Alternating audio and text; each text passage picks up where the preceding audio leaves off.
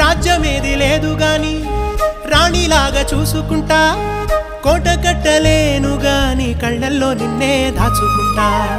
రాత ఎట్లా రాసి ఉన్నా ఆ మార్చి నీతో రాసుకుంటా. స్వర్గమంటూ ఉన్నదంటే అది నీతోనే ప్రతిరోజు పంచుకుంటా. నిన్ను గన్న మీ నాన్నకన్నా అల్లారు ముద్దుగా సాదుకుంటా. నీకు కోపం వస్తే కొంత దూరం ఉంటా, నువ్వు గీత గీస్తే నేను దాటనంటా. కంట నీరు కంటి రెప్ప దాటకుండా కాటుకై కావలుంటా.